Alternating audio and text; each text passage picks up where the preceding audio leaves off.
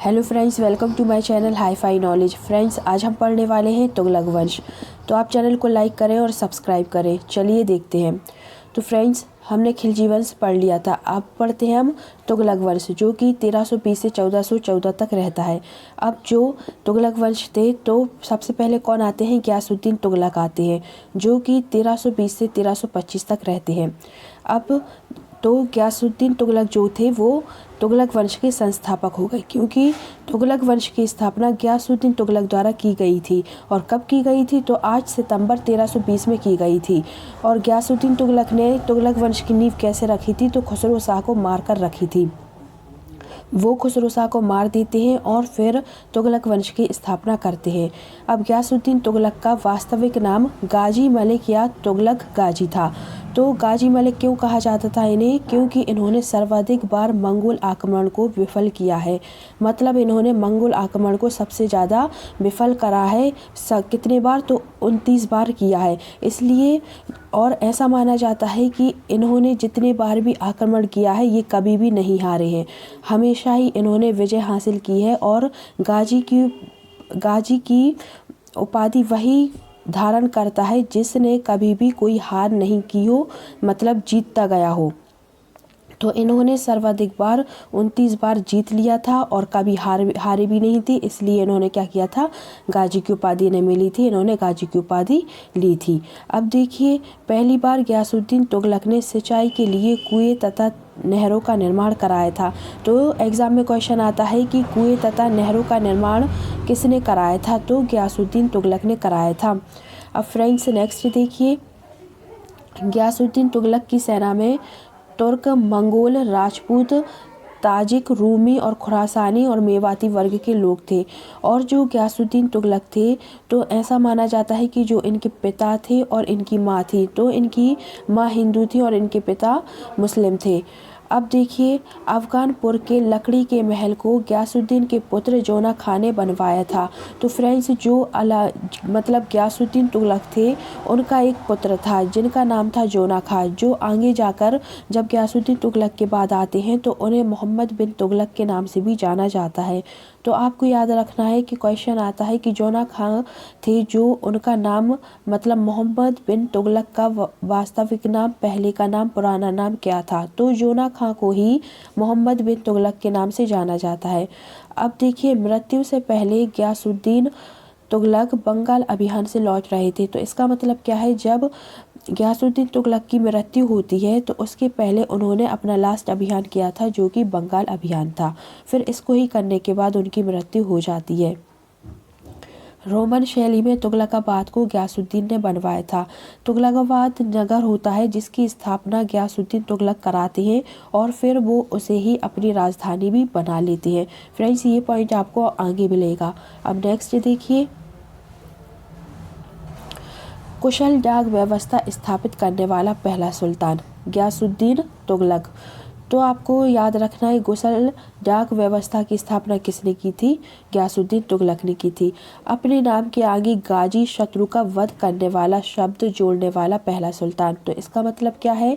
इन्होंने बहुत सारी विजय की थी, दक्षिण विजय की थी, इसलिए इन्हें, और ये कभी हारे भी नहीं थे, इसलिए इनके नाम के आगे गाजी लग गया था। और इन्होंने शत्रु का वध भी किया था, तो इसलिए इन्हें गाजी के नाम से जाना जाता था। इनके नाम के आगे गाजी जुड़ गया था। अब कृषकों की स्थिति के संबंध में उदार दृष्टिकोण किसने अपनाया था? जो कि गयासुद्दीन तुगलक ने अपनाया था, क्योंकि इनका मानना ऐसा था कि राज के खजाने में वृद्धि उत्पादन में वृद्धि द्वारा होना चाहिए।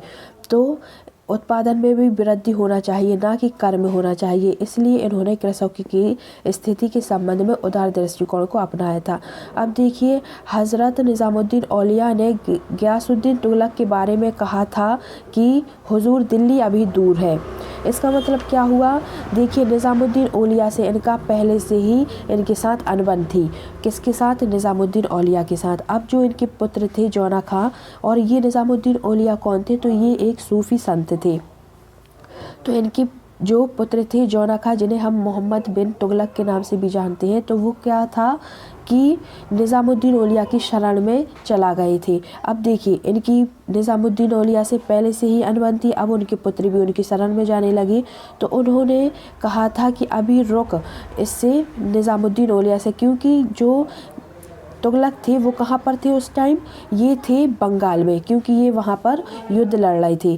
तो ये थे बंगाल में और ये दिल्ली में थे निज़ामुद्दीन औलिया। तो वो कहते हैं कि उनका बेटा शरण में जाने वाला था, तो गियासुद्दीन तुगलक ने कहा कि अभी तुम रुको। तो इसलिए उन्होंने कहा था कि अभी तो दिल्ली दूर है, अभी पहले आ तो जाओ, इसका मतलब यही है। इसलिए निज़ामुद्दीन ने क्यों कहा कि दिल्ली अभी दूर है, क्योंकि वो तो तब बंगाल में थे ना, इसलिए उन्होंने कहा था कि हुजूर अभी दिल्ली दूर है। अब नेक्स्ट देखिए, दिल्ली सल्तनत काल में सबसे लंबे समय तक शासन करने वाला राजवंश तो तुगलक वंश है। फ्रेंड्स, मैंने आपको जब ये वीडियो जब हिस्ट्री पढ़ाना स्टार्ट की थी तभी बताया था कि सबसे ज़्यादा टाइम तक रहने वाला था तुगलक वंश और सबसे कम समय तक रहने वाला था तो वो था, इनके बाद आते हैं सैयद वंश, वो थे सबसे कम समय तक रहने वाले। तो क्वेश्चन पूछा जाता है कि सर्वाधिक समय तक शासन किसने किया था, तो वो तुगलक वंश के थे। अब देखिए, इसने दक्षिणी भारत अभियान हेतु अपने पुत्र जोना खां को भेजा था और यह सफल रहा और संपूर्ण दक्षिण भारत का साम्राज्य बन गया था।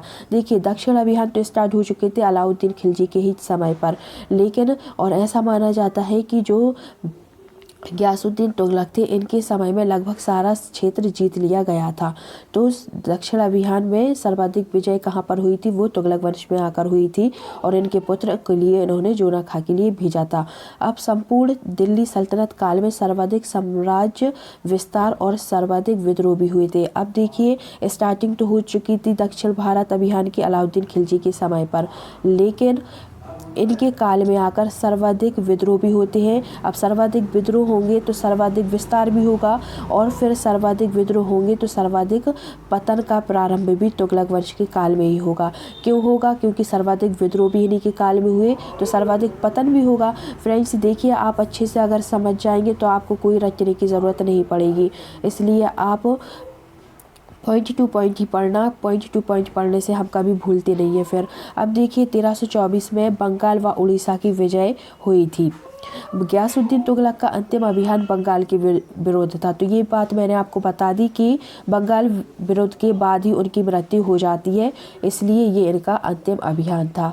अब नेक्स्ट देखिए, इसकी मृत्यु अफगानपुर की दुर्घटना में लकड़ी के नीचे दबने से हुई। अब जो लकड़ी का अफगानपुर में जो लकड़ी का महल था वो किसने बनाया था? इनके पुत्र जोना खां मोहम्मद बिन तुगलक ने बनाया था, जो कि ये बंगाल से लौट रहे थे युद्ध कर कर, तो उनके स्वागत में बनवाया था जोना खां ने। फिर क्या होता है, तो इनकी मृत्यु उसी महल में दबने से हो जाती है जिसका निर्माण इनका बेटा जोना खां कराता है। अब देखिए, वो बहुत सुंदर लकड़ियों का महल रहता है। तो जब ये युद्ध कर कर आते हैं तो इनके स्वागत के लिए वो महल बनाया जाता है जो कि जोना खां बनवाता है। अब जब इनका स्वागत किया जाता है तभी लकड़ियाँ गिरने लगती हैं और फिर उन्हीं से दबकर इनकी मृत्यु हो जाती है और इन्हें फिर तुगलकाबाद में दफनाया जाता है। अब फ्रेंड्स, नेक्स्ट देखिए, इनका मकबरा दिल्ली में स्थित है। तो आप सबके मकबरा याद करते जाइएगा क्योंकि मकबरा पूछे जाते हैं।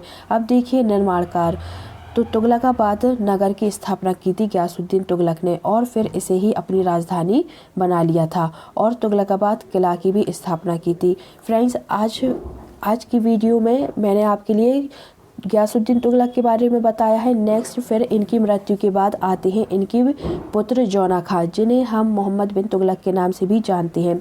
तो अब अपन नेक्स्ट वीडियो में मोहम्मद बिन तुगलक के बारे में पढ़ेंगे। इससे पहले की वीडियो देखने के लिए मेरे चैनल की प्लेलिस्ट में जा सकते हैं, आपको सीरियल से सारी वीडियो मिल जाएंगी। सो फ्रेंड्स, आज के लिए इतना ही। उम्मीद है आपको वीडियो पसंद आई होगी, तो आप वीडियो को लाइक करें, सब्सक्राइब करें और अपने फ्रेंड्स के साथ शेयर करें। Thank you.